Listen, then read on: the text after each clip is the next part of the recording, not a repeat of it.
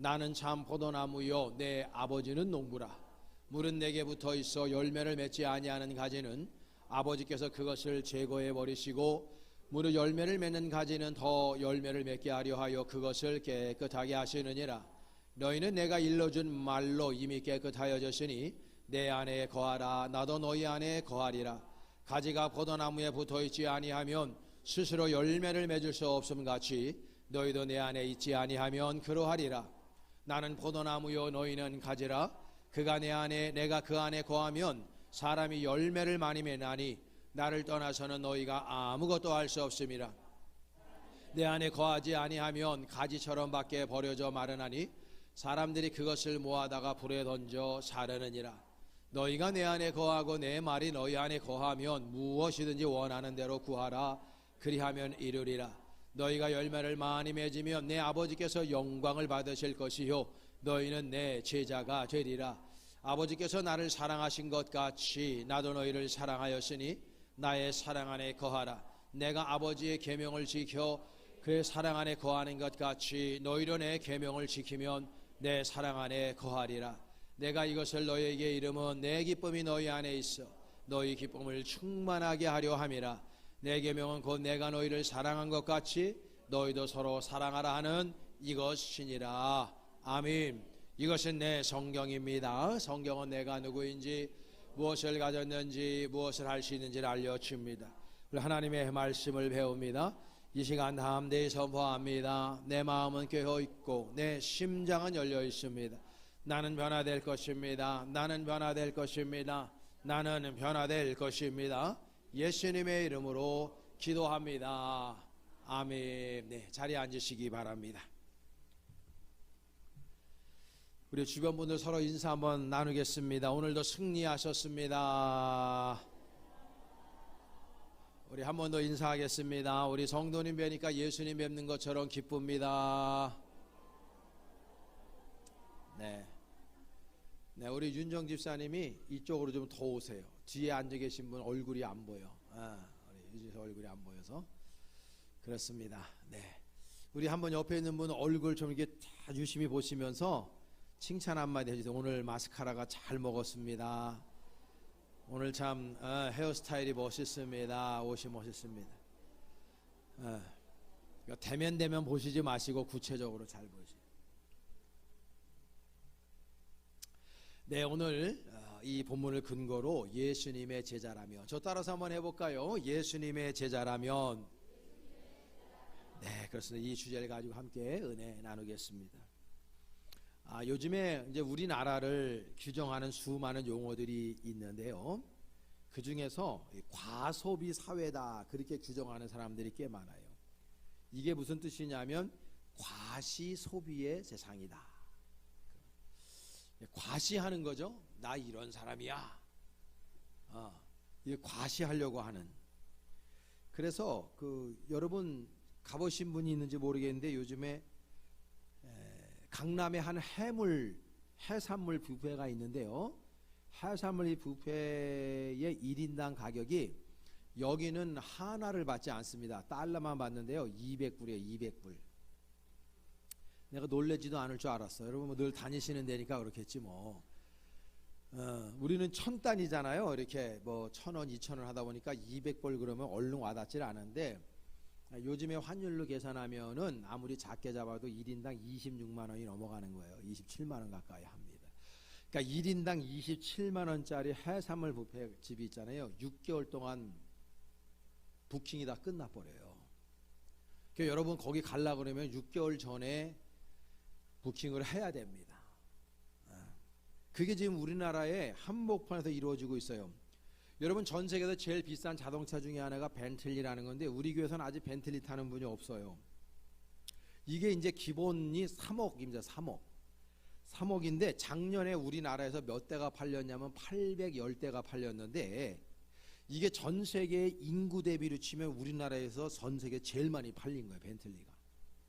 올해는 아마 1000대 정도 팔릴 것으로 예상을 하니까 벤틀리 회사에서 대한민국을 너무 사랑하는 거죠. 차 한 대에 3억 원이 넘어가요. 그리고 있잖아요. 지금 신라 호텔이나 롯데 호텔에 가면은 이게 롯데호텔이나 신라호텔 뷔페가 1인당 19만 5천 원 정도 하거든요. 텍스부터 가서 20만 원이 넘어갑니다. 근데 여기도 지금요 인산인해를 이루어요. 그래서 이거 일주일 전에나 한 달 전에 부킹하지 않으면 가서 먹을 수가 없어요. 가서 먹을 수가 없어요. 제가 올해는 근데 작년에 어떤 선배 목사님이 대형교회 목사님인데 저희 대회를 초청해 주셔가지고 그래서 밥을 먹었습니다. 신라호텔에서 밥을 먹는데 맛있긴 하더라고. 근데 이렇게 뭐 아무것도 모르고 신라호텔을 수십 년 만에 갔어요. 제가 한 거의 30년 만에 갔던 것 같아요. 옛날에 저 혜은이 권사님, 그 김동현 장로님 저 아버님이 그때 팔순잔치가인데 그 김동현 장로님 아버님이 그 쓰리스타 출신이거든요. 그 옛날에 박정희 시대 때에. 그래서 이제 그때 그 신라호텔에서 그 잔치를 해가지고 한번 간 적이 있어요. 노사연 씨가 막 이렇게 사회복을 했는데. 근데 이제 그때 30년 정도 된 것 같아요. 그리고 나서 이제 가니까 주차장에 갔는데 당연히 이제 그 발렛 주차를 하는 거죠. 그 발렛 주차. 제가 지난번에 말씀드렸지만은 발렛 주차하는데 3만 원이에요. 3만 원. 근데 얼떨결에 내게 되더라고 나도. 다 남들 다 하니까. 그런데 그 가격이요 19만 5천 원, 20만 원 합니다. 근데 거기에 사람들이 빈자리가 없어요. 빈자리가. 그것도 그 선배 목사님이 2주 전에 겨우겨우 문칸 쪽에다가 예약을 한 거예요. 장난 아닙니다. 우리나라가 지금. 근데 나는 더 이해 안 되는 게 뭐냐면은 여러분 딸기 뷔페 있는 거 알아요? 딸기 뷔페? 딸기로 만든 디저트 뷔페가 있어요. 강남에. 근데 여기는 1인당 가격이 11만 원이야. 11만 원. 딸기로 무슨 짓을 하는지 모르겠어. 하여간에. 딸기 뷔페인데 11만 원이요. 여러분 스강이란 줄임말 알아요? 젊은 사람들은 많이 알아요. 스강. 우강 알아요? 우강? 요강 말고 우강. 스강이라는 거는 스시 수강이라는 뜻이고 우강이라는 거는 한우 수강이라는 뜻이에요. 이게 오마카세에서 통용되는 용어들입니다. 그러니까 이 오마카세를 가면은요 기본적으로 요즘에 가격이 또 올라가지고 15만 원에서 30만 원 이렇게 호가합니다. 이런 데도 유명한 데는 몇 달 전에 예약 안 하면은 가서 먹을 수가 없어요. 제가 작년에 한번 여기 말씀드렸지만 작년에 연말에 우리 식구들이 그 10,000원을 모으거든요. 매달 10,000원을 우리 집사람 통장으로 넣어야 돼요. 안 넣으면 막 날 죽이려고 그래요. 그래서 10,000원 모아갖고 이제 12만 원이 모이잖아요. 그거 가지고 이제 연말에 우리 식구들 회식하고 그러는데 그때 오마카세를 한번 갔거든요. 스시집에 갔어요. 딱 오마카세인데 제가 12점인데 12만 원이었어. 한 점에 10,000원이야. 내가 아까워가지고 지금 설교 시간에 이걸 얘기하잖아요. 그 돈이면 한우를 사갖고도 집에서 배 터지게 먹을 수 있는데 너무 아까운 거야. 근데 요즘에 그런 게 대세가 돼가지고 사람들이 오마카세에 줄을 서서 들어가서 먹어요. 왜 이런 현상이 발생하냐 하면요. 모든 사회학자들이 얘기하는 게 이게 SNS의 병폐라는 거예요. 대한민국은 인터넷 강국이 되다 보니까 여러분 보세요.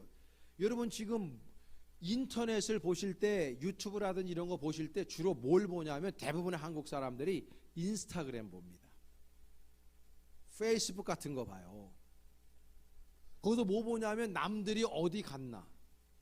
그러니까 남들이 간 거 보면서 나도 가고 싶으니까 나도 가가지고 맛있는 거 그 비싼 거 먹고 사진 인증샷 찍어가지고 인스타에 바로 올려버려요. 나 여기 갔다 니네 못 먹어봤지 이렇게 됩니다. 그러니까 사람들이 뭐냐면 과소비 사회가 되는 거예요. 우리가요 사실 인생을 살아가면서 내 주제를 알아야 돼요. 자기 주제를 모르고 날뛰다가는 집안이 망하는 거예요. 사람들이 카드 그냥 요즘에 현금을 안 쓰니까 카드로 막 긁으니까 한 달 동안에 우리가 월급 받으면 어떻게 돼? 메꾸느라고 정신이 없는 거야. 메꾸느라고. 그래가지고는 인생을 성공할 수도 없고 돈을 모을 수도 없는 거거든요. 그러면 여러분 저보다 더 잘 아실 거예요. 세상을 많이 사시니까. 근데 우리 대한민국은 다른 어느 나라보다도 신기한 게 뭐냐면 내가 나를 보는 내가 중요한 건데 내가 나를 어떻게 보느냐가 중요한 거거든. 근데 다른 사람이 나를 어떻게 보느냐가 중요한 민족이야 우리나라가. 그게 유독 강해요. 유독 강해요. 그래서 내가 나에 대해서 내면을 좀 더 아주 좀 이렇게 개발하고 자기 브랜드 가치를 좀 높이고 뭔가 좀 이렇게 성숙하고 성장하는 모습으로 가야 되는데, 이런 과시욕들이 너무 과해가지고 다른 사람이 나를 어떻게 보나, 또 다른 사람이 내가 이렇게 보여야지, 이런 생각을 하면서 삶을 살아가다 보니까 너무나 주제에 맞지 않은 일들을 너무 많이 하는 거예요. 우리나라 사람들이. 누가 죽잖아요. 그러면 그 죽은 사람들 영정 그 앞에 화환이 몇 개 와 있나 이거 따주고 앉아 있어. 어? 누가 결혼을 하면은 봉투가 몇 개 들어왔나 이거 따주고 앉아 있고. 우리나라가 이런 풍속이라고. 이거 굉장히 사라져야 될 풍속이거든. 세계적으로 굉장히 유명한 그 설베이 기관에서 한 100개 넘는 나라들을 상대로 설베이를 했어요. 뭐라고 물어봤냐면, 당신은 당신 인생에서 가장 가치 있는 것이 무엇이라고 생각합니까? 라고 물었어요. 그랬더니 다른 대부분의 100개 국가에서는 뭐라고 대답했냐면, 가족이 제일 중요하다 그랬어요. 가족의 행복. 그리고 더 나가서 나의 자아실현, 내 직업을 가지고 있든지 해서 내가 나 자신의 자아실현을 하는 것이 가장 중요한 삶의 목적이다, 이렇게 얘기했거든. 근데 우리나라는 1등이 뭔지 알아요? 타야 추종을 뭐로 해? 돈 많이 버는 거라 해서 돈 많이 버는 거라. 대한민국은 이 물질의 풍요로움을 1순위로 뽑는다. 다른 2등은 없어. 그러니까 대한민국 사람들은 그냥 돈이, 그러니까 여러분 창조주의에 누구 있다고 그래? 조물주의에 건물주 있다고 그러잖아요. 여러분 우리나라만 있는 용어예요, 이런 것들이. 에? 천당 밑에 분당이 있다고 그러고 되도 않는 소리들을 하는 거죠. 여러분 보면요, 이게 우리나라의 이 병폐예요, 병폐. 다른 사람이 보는 내가 중요해. 그러니까 더 좋은 집, 큰 집에 살아야 되고, 더 좋은 차를 벤틀리 같은 거 타야 되는 거예요. 더 좋은 대학 나와야 되고, 이러한 그 잘못된 사고 구조 안에 있는 거예요. 근데 여러분, 우리가요, 이 성경에서 보면은, 성경은 인생을 가장 가치 있게 사는 방법에 대해서 분명히 명확관하게 가르쳐줘요. 인생이 가장 가치 있는 인생이 어떤 인생이냐면, 성경에서 얘기하기를 뭐라 그러냐면 예수님의 제자 되는 거라 그랬어요. 이게 결론이야. 사람들이 예수를 모르면 무식한 사람인 거예요. 제가 그랬죠, 지난주에 설교하면서도. 어떤 할머니가 서울법대 1등으로 나와서 판사 된 사람한테 예수 믿어? 귀찮아서 말도 안 하니까 예수 믿냐고. 그게 그 판사가 열받아가지고 내가 예수를 믿든 안 믿든 할머니가 무슨 상관이냐고. 할머니가 얼굴을 똑바로 쳐다보고 얘기한 거 아닙니까? 무식해가지고는. 응? 예수 안 믿으면 무식한 거예요. 그 사람들이 예수 그리스도를 믿는 걸 더 나가서 예수 그리스도의 진정한 제자가 되어야 하는데, 사람들이 물질을 최고의 가치, 그걸 배금주의라 그래. 응? 돈을 숭배하는 걸 배금주의라 그래요.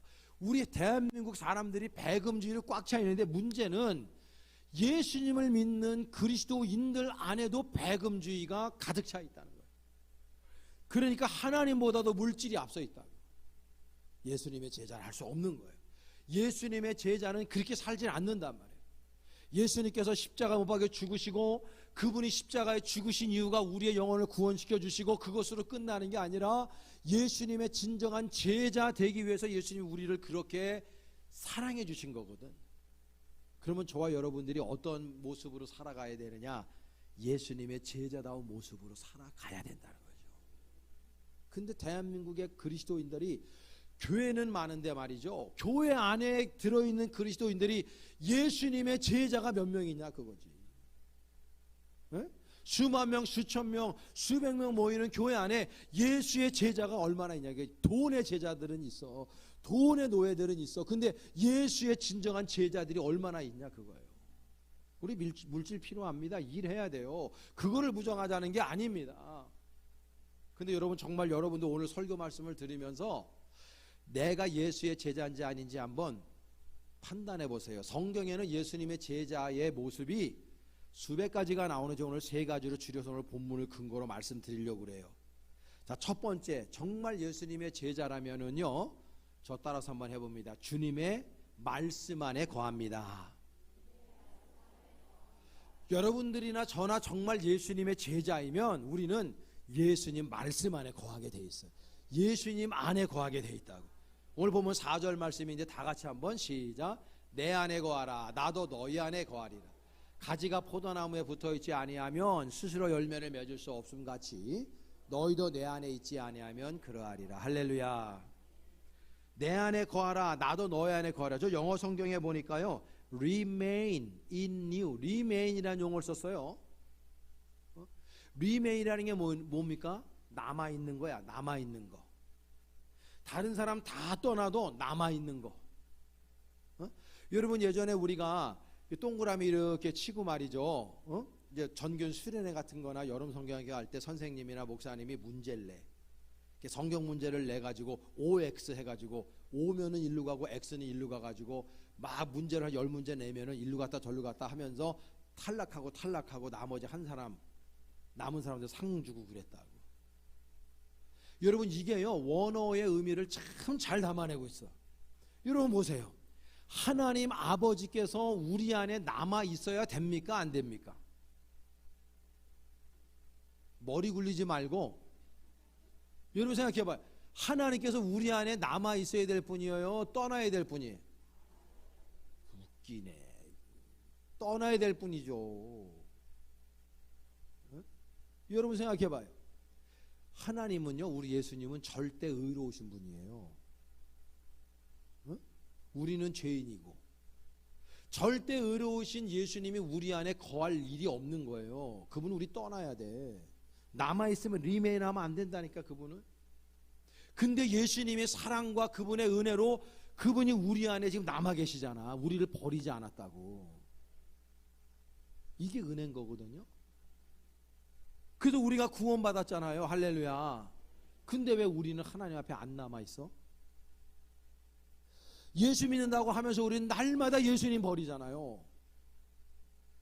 물질 쫓아가잖아. 정욕 쫓아가잖아. 쾌락 쫓아가잖아. 내 명성 쫓아가고 성공 쫓아가느라고 내 안에 있는 예수 그리스도, 그분을 얼마든지 헌신장처럼 확 버리잖아요. 예수님께서 그 말씀하시는 거야. 좀 내 안에 남아있어.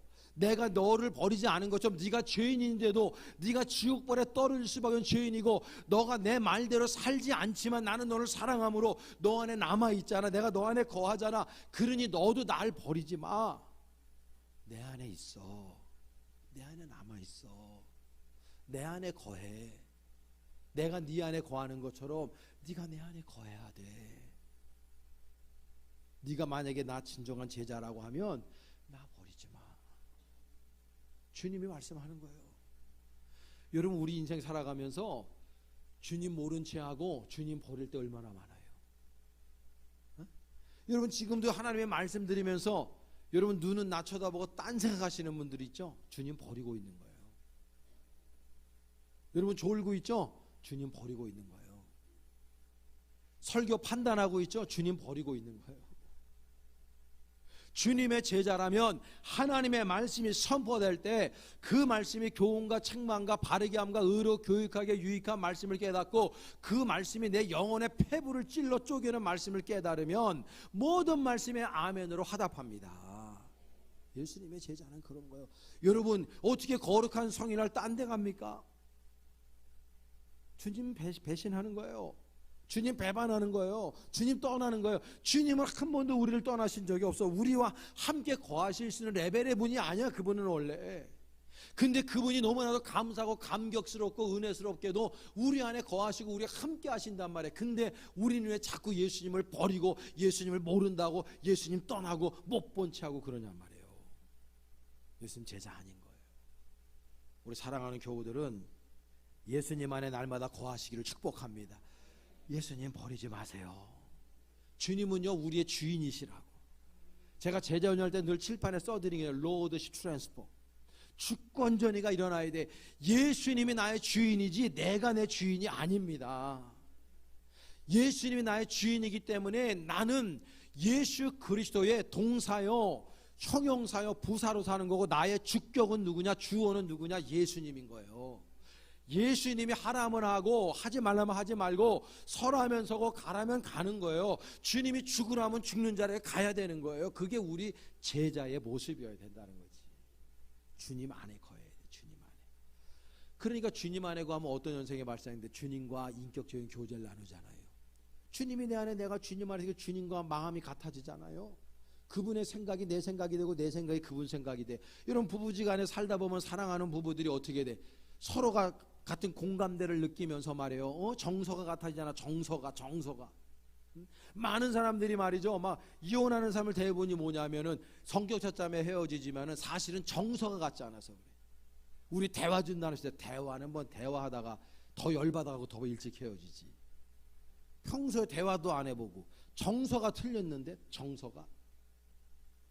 그 여러분 함께 한다는 것은 다른 게 아니라 정서가 같은가 정서가 같은 마음 같은 뜻이 되는 거예요. 같은 생각을 가지고 있는 거예요. 그게 바로 가장 아름다운 모습인 건데 여러분 우리가 주님과 함께 거하면 그분의 정서와 같아져. 그분과 마음이 같아. 그러니까 그분이 좋아하시는 거 내가 알고 내가 좋아하는 거 그분이 알고 그분이 싫어하는 거 내가 아니까 절대로 그걸 하질 않는 거예요. 오늘 보면 7절 말씀인데요. 7절 말씀 다 같이 한번 봉독해 볼게요. 시작. 너희가 내 안에 거하고 내 말이 너희 안에 거하면 무엇이든지 원하는 대로 구하라. 그리하면 이루리라. 할렐루야. 사람들이 기도할 때도 하나님 아버지가 나의 주인이시기 때문에 주님 중심으로 기도를 해야 되는데 사람들이 주님 중심으로 기도를 안 해. 여전히 내가 내 인생의 주인이니까 기도도 내 중심으로 하는 거예요. 우리 그리스도인들이요 진정한 주님의 제자라면 하나님이 원하시는 기도를 해야 되는데 사람들이 다 내가 원하는 기도를 한다고. 예? 엄마들은 기껏해야 와가지고 자기 남편과 자식 새끼들 위해서만 기도해. 예.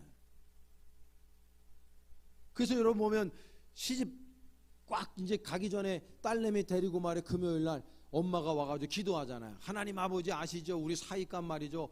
그래도 인류대학을 나오고 연봉은 1억이 넘어야 되고 그래도 집은 30평짜리 기본 있어야 되고 자동차도 있어야 되고 생긴 거는 그래도 장동건 정도 생겨야 되지 않습니까? 그런 사익감 얻기를 원합니다 하고 딸이 기도. 딸내미 앞에서 그 기도 소리 들으면서 가만히 있다가 하나님 우리 엄마 기도 소리 들으셨죠? 제 남편은요 그래도 인류대학을 나와야 되고 연봉 1억 원을 넘어야 돼. 그 하나님께서 그 기도 소리 들으면서 뭐라 그러시? 여러분들이 입장 바꿔서 하나님이랑 생각해 봐봐. 야, 니네는 지금 나를 위해서는 뭘 기도하니? 응? 나를 위해서는 뭘 구하니? 내가 너한테 그걸 해줘야 될 이유가 뭐니? 이렇게 말씀하시면 우리 할 얘기가 없는 거예요. 우리가 기도가 성숙해지고 주님과 인격적인 교제를 나누며 진정한 제자라면 기도를 해도 정말 예수님의 제자인 엄마는요 딸내미를 기도 그렇게 안 해. 하나님 우리 딸에게 사윗감이 필요한데 얘네들이 만나서 하나님의 영광 일평생 올려드리는 가정을 이끌게 하여 주시고 우리 딸과 그 미래의 사위가 하나님의 나라 확장을 위해서 더 위대하고 아름답게 사용되어 줄 수 있도록 하나님 원하시는 짝을 보내달라고. 기도의 퀄리티가 다르잖아요. 하나님 내가 내 인생을 통해서 하나님 어떤 영광을 받으시길 원하고 내가 하나님께 어떻게 쓰임받기를 원합니까? 이런 기도가 나와야 되는 거지. 에? 더 하나님 나 30평 집 사는데 50평 집으로 이사하게 해주세요. 내가 지금 그랜저 타는데 벤틀리 타게 해주세요. 그 하나님이 그래서 뭐 어떻게 해달라고? 그거는 하나님 앞에 진정한 제자의 모습이 아닌 거예요. 여러분 주님과 인격적인 교제를 나누면 주님이 좋아하시는 거 나도 왠지 좋아지고 주님이 싫어하시는 거 나도 왠지 싫어지는 거예요. 두 번째로 예수님의 제자라면은요 저 따라서 해볼까요? 서로 사랑하는 삶을 삽니다. 우물우물 대지 마시고 다시 한번 미운 사람이 있어서 그래죠. 여러분 마음 안에 서로 사랑하며 삽시다. 서로 사랑하며 살아야 돼. 우리 옆에 있는 분 한번 고백합시다. 사랑합니다 성도님.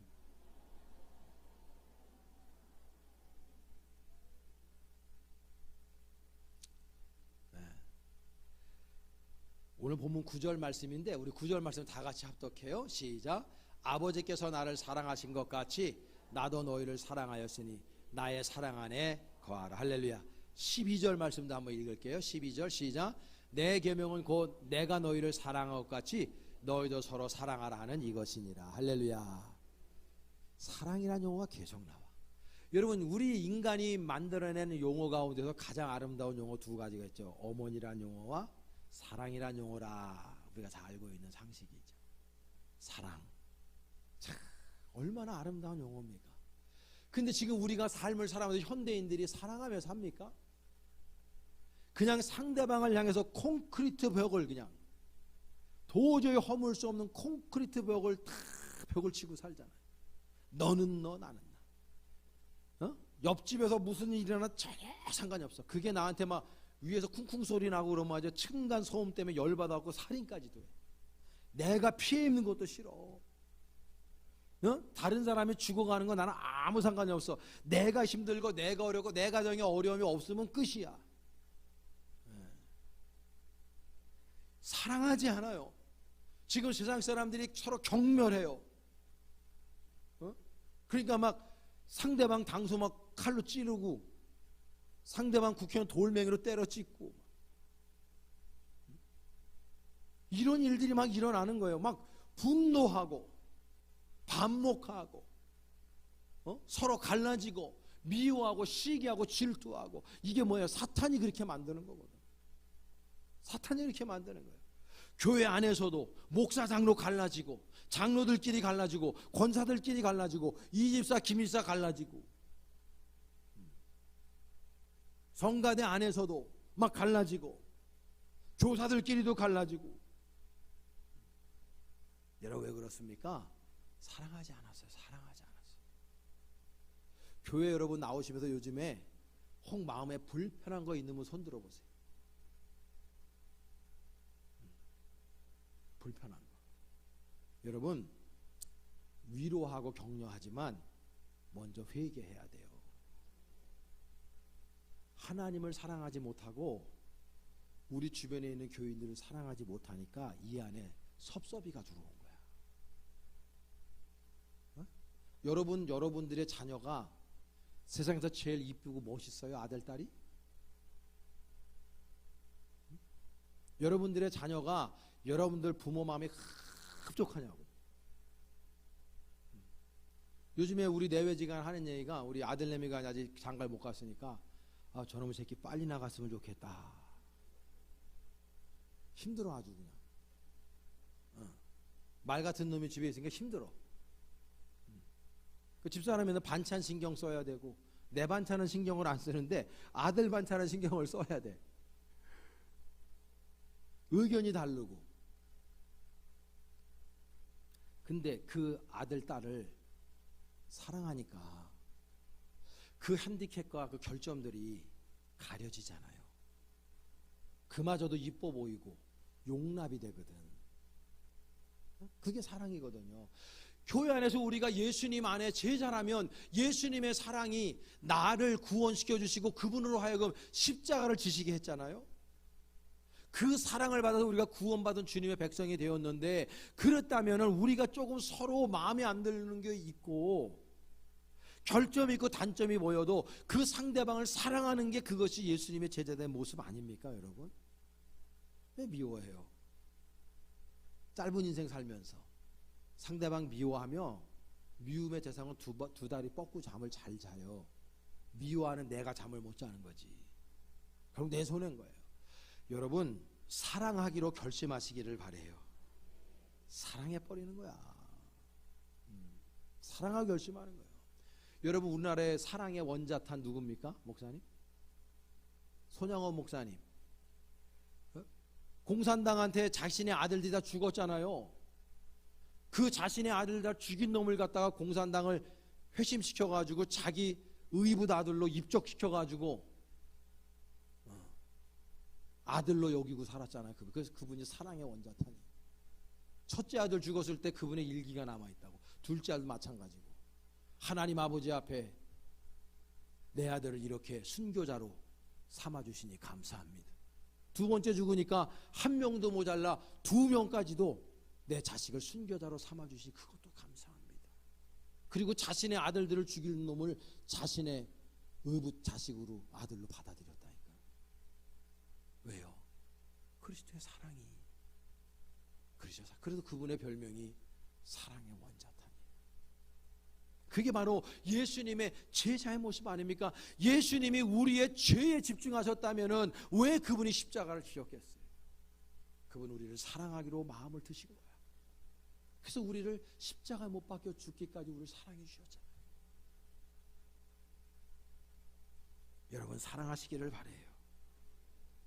사랑하면, 우리가 하나님을 사랑하면 사랑을 증명하잖아요. 우리가 사랑하면 말로만 사랑하는 게 아니라 사랑을 증명해야 되는데 뭐로 증명되느냐? 예배로 증명이 돼요. 하나님을 뜨겁게 사랑하면 예배를 가장 귀하게 여기게 돼요. 할렐루야. 그리고 우리의 타자를 사랑하게 되면 전도로 나타나는 거예요. 영혼 구원으로. 그러니까 여러분 이거는 빼박이에요. 다 증명이 되는 거예요. 하나님 아버지를 사랑하는 사람이 예배를 등한시할 수 없고, 이웃을 사랑하는 사람이 그 영혼을 불쌍히 여겨서 전도하지 않을 수가 없는 거거든. 예수님께서 마태복음 22장 37에서 40절 말씀에 내 마음을 다하고 뜻을 다하고 목숨을 다하고 생명을 다해서 주 너의 하나님을 사랑하라, 또 내 몸과 같이 내 이웃을 사랑하라, 이것이 율법이요 강령이다, 이 모든 것들을 이룬다라고 하는 거 아닙니까? 613가지의 모든 율법을 두 가지로 줄였잖아. 하나님 사랑과 이웃 사랑. 그 결국은 사랑이라고 하는 하나의 단어로 다 담아내셨다고 예수님이. 그게 예배로 나타나고 영혼 구원으로 나타나는 거거든요. 여러분 주님을 뜨겁게 사랑하시고, 여러분 주변에는 이웃들 그리고 우리 교인들 여러분 사랑하시기를 바라요. 여러분 목사님을 더 사랑해 주시길 바라고, 여러분 서로 사랑하시기를 바라요. 엊그저께 제가 광고 겸 하는 거예요. 엊그저께 스티로폼에다가 뭐 하나 배달이 해서 우리 집 앞으로 열어보니까 낙지더라고, 낙지. 근데 이름을 안 밝히니 누가 사다 놓은지를 알 수가 있어야지. 오늘 예배 끝나고 악수하면서 목사님 제가 드렸어요, 얘기 좀 해주셔봐. 낙지가 얼마나 싱싱한지 제가 몸살 기운이 있어가지고 그랬는데, 그냥 그 죽어가는 소 낙지 먹이면 벌떡 일어난다 그러듯이 제가 지금 눈이 맑아졌어요. 너무 감사. 근데 그 이유가 뭐냐면 집회 인도했죠. 뭐 요즘에 담임 목사가 피곤한 걸 아는 거야. 사랑하면 공감대가 형성이 되잖아요. 사랑하는 사람과 함께 씻고 사랑하는 사람이 아프면 나도 아프고 즐거우면 나도 즐거운 게 사랑하는 것의 증거잖아요. 여러분들이 교회를 사랑하잖아요. 교회를 사랑하면 목사님 사랑하게 되고 교인들 사랑하게 돼요. 그거는 오토매틱하게 가는 거야. 근데 교회를 사랑하지 않으면 교회에서 무슨 일이 일어나는지 관심도 없어요. 장로, 권사, 집사, 직분하고 아무 상관이 없어. 일주일 동안 월요일부터 토요일까지 내 삶을 살아. 그냥 교회는 신경 하나도 안 써. 그러다가 주일날 예배당 딱 한 번 와가지고 뚫린 입이라고 보이는 대로 얘기하고 가. 그러면 담임 목사나 사역자들은 미치는 거예요. 그리고 뒤에 얘기하죠. 아이고 저렇게 아직도 철딱서니가 없어가지고, 이런 얘기를 하는 거예요. 그래서 제가 늘 제 신앙의 목회 철학의 모토가 기도하지 않는 사람들의 의견은 별로 중요하지 않다. 교회를 생각하고 사랑해야 기도가 나오죠. 교회를 사랑해야 목사님 사랑하고 교인들을 사랑하죠. 교회가 지금 어떻게 지금 돌아가는지에 관심이 있죠. 목사님이 어떻게 사는지도 관심 있고, 교인들에게 지금 어떤 일이니 관심이 있고, 그분들을 위해서 뭐 가십하자는 게 아니라 걱정해서 함께 기도하고 함께 동참하기 위해서 그렇게 하는 거거든. 교회를 사랑하면 교인들이 자연적으로 그런 현상이 나오는 거예요. 낙지를 왜 갖다 주냐고 담임 목사한테. 사랑하니까 갖다 주는 거지. 여러분 모두가 나한테 낙지 갖다 달라고 하는 얘기가 아니니까 오해하지 마세요. 꼭 이게 설교하면 어떤 분은 꼭 그 뒷말이 들려. 낙지 사갖고 오라는 거 아니야? 여러분 안 사줘도 잘 건강해요. 저는요. 그렇게 받아들이시면 안 돼. 우리 박옥호 성도님 계시지만 저분이 우리 교회 새신자셔요. 저분이요, 내가 누룽지 좋아한다는 말씀을 듣고 누룽지를 얼마나 잘 만드는지 몰라. 난 진짜 사람이 만든 누룽지 저렇게 맛있는 거 먹어본 적이 없어. 이만큼씩 갖다 주셔요. 지금도 먹고 있어. 오늘 아까 내가 여기 내려오기 전에도 누룽지 먹고 내려왔어. 누룽지 탕은 싫어하는데 누룽지 씹어 먹는 걸 좋아해가지고. 얼마 전에 지지난주에 부군께서 돌아가셨잖아요. 얼마나 힘드세요? 그러면 저분이 그래요. 우리 바깥 양반이 긴 여행을 떠나셨다고. 응? 참 성숙한 분이지. 아니 저를 얼마나 안다고 그 누룽지 좋다고 그 다 평소에 다른 사람을 대접하는 마음이 있으신 거예요. 사랑하지 않으면, 관심이 없으면 그 힘든 작업을, 응? 최진희 쌤 누룽지 해봤어? 저 요리 전문가도 안 해봤대잖아. 그거 누르고 하는 거 보통 힘든 게 아니에요. 그걸 하신단 말이에요. 여러분, 사랑하면 길이 보여요. 길이 보여. 사랑하면 답이 보이고, 사랑하면 다 용서할 수 있어요. 여러분, 우리가 반목하고 서로 미워하고 질투하고 다른 사람 욕하고 살 인생이 아니에요. 우리 그렇게 한간 인생 살 수가 없어요. 여러분, 예수님의 제자라면요, 주님 뜨겁게 사랑하시고 우리들의 이웃, 우리 교우들을 뜨겁게 사랑하시기를 바래요. 아멘 좀 크게 했으면 좋겠네. 할렐루야. 우리 옆에 서로 인사 한번 합니다. 사랑합니다. 마지막 하나는요, 자, 저 따라서 한번 해보겠습니다. 성령의 열매를 맺는다. 우리가 진정 예수님의 제자라면 성령의 열매를 맺죠. 여러분, 오늘 8절 말씀인데 우리 다 같이 합독합니다. 시작. 너희가 열매를 많이 맺으면 내 아버지께서 영광을 받으실 것이요, 너희는 누구 제자가 된대요? 예수님의 제자가 된대. 뭐 하면?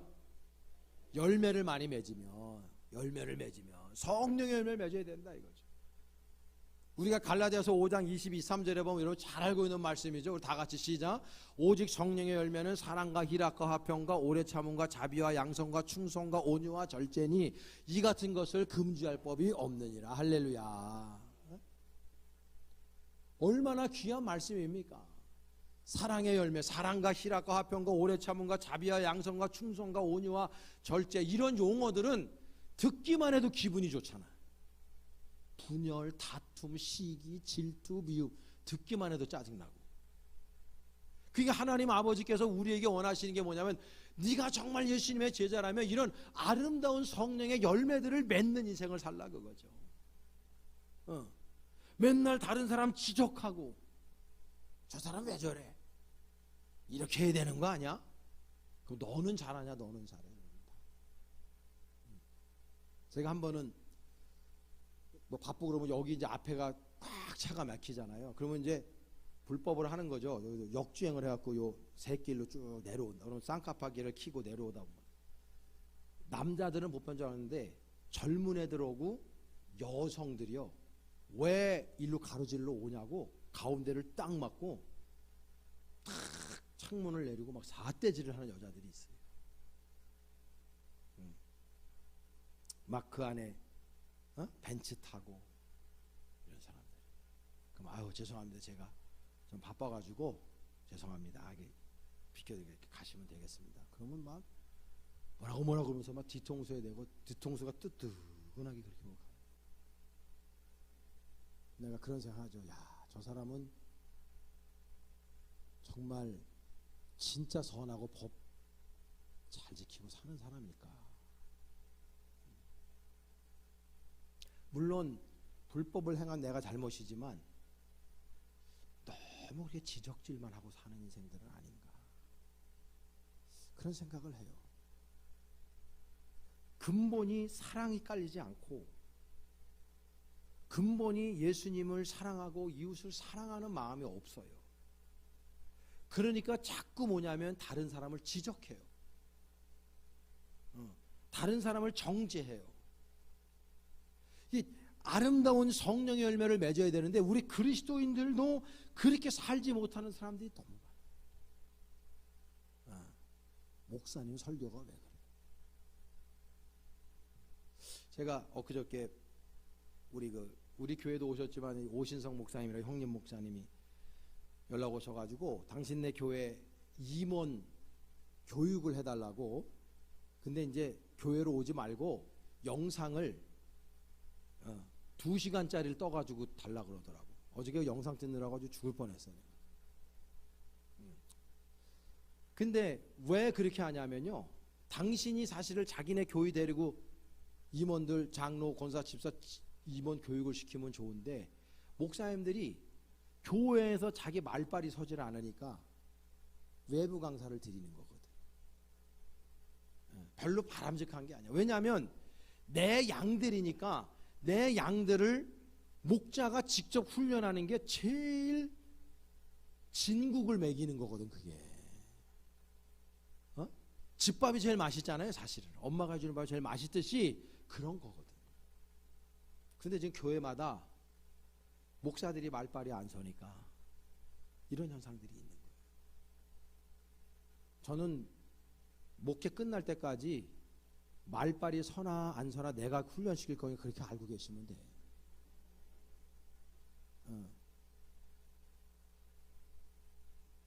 제가 거기에서 2시간 강의하면서 제일 강조한 게 뭔지 아세요? 믿음의 정수는 어떤 분이든지 저한테 목사님 어떤 교인이 가장 훌륭한 교인이고 가장 목사님이 좋아하고 사랑받는 교인입니까? 라고 물으면 0.1초도 갈등하지 않지. 순종하는 교인이거든. 순종하는 교인. 목사님의 말씀에 순종하는 거예요.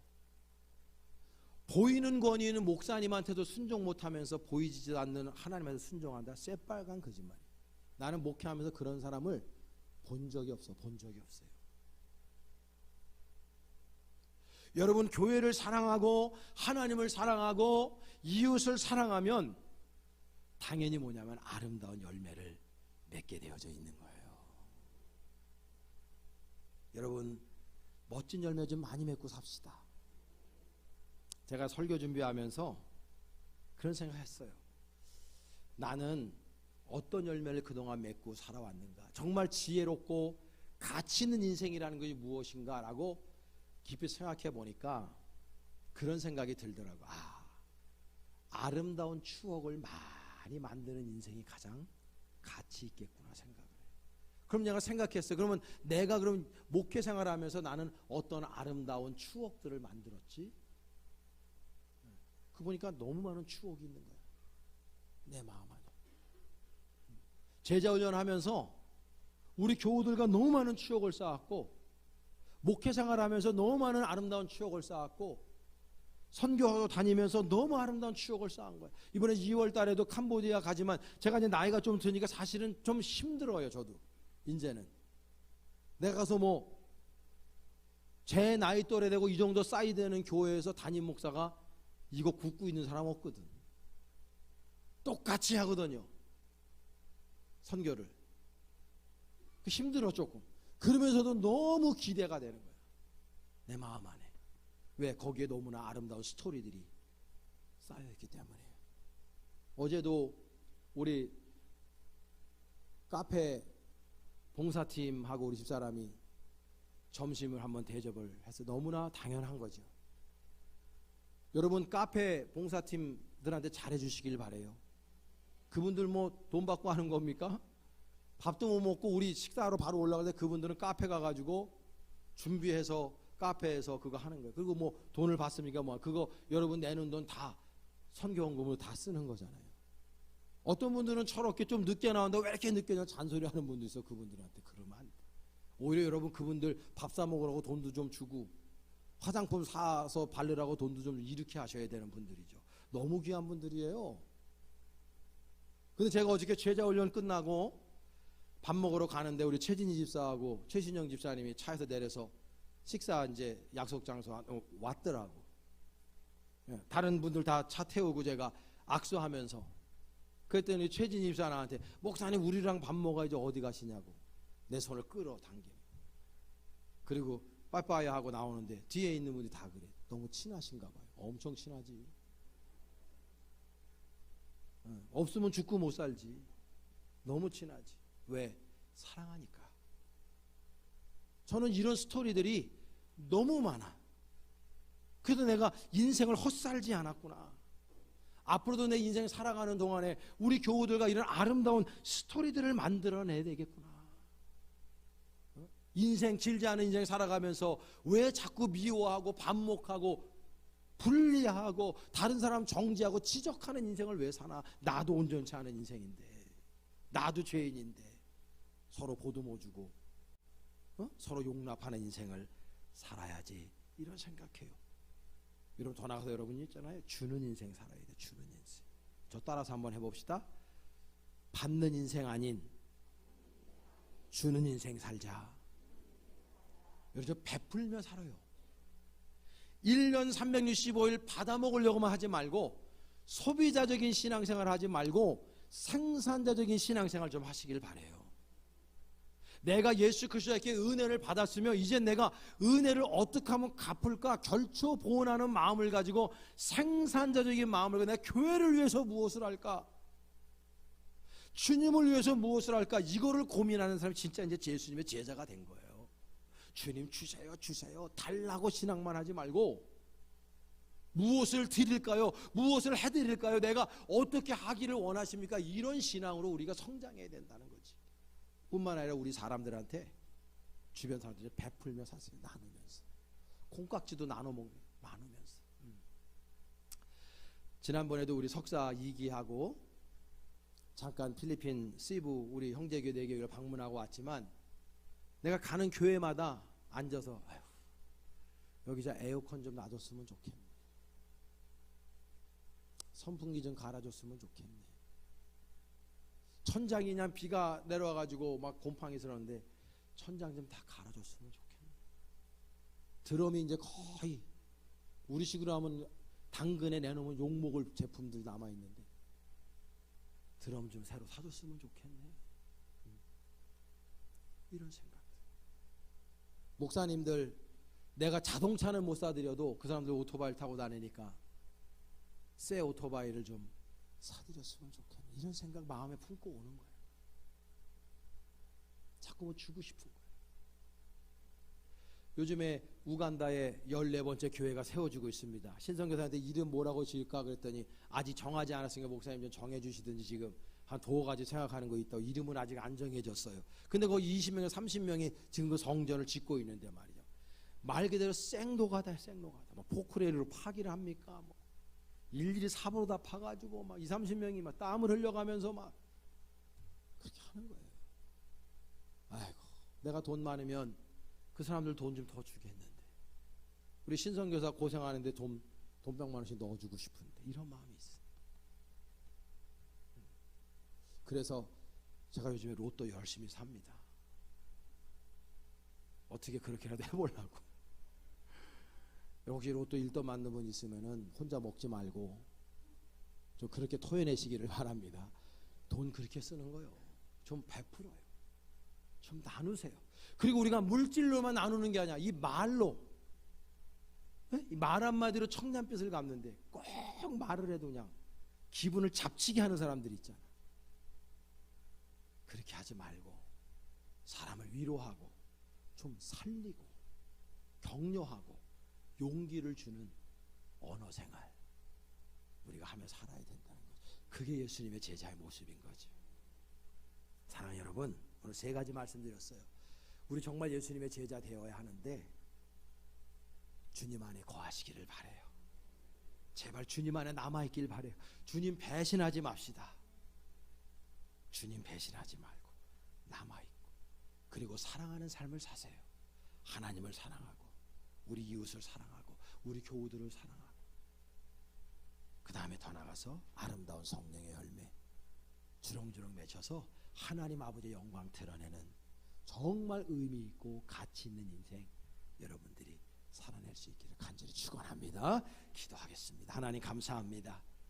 우리 부족한 거 많지만 주님을 사모하는 마음으로 우리가 여기에 있습니다. 아버지 하나님, 진정한 주님의 제자들이 되게 하여 주시옵소서. 예수님의 이름으로 기도했습니다. 아멘.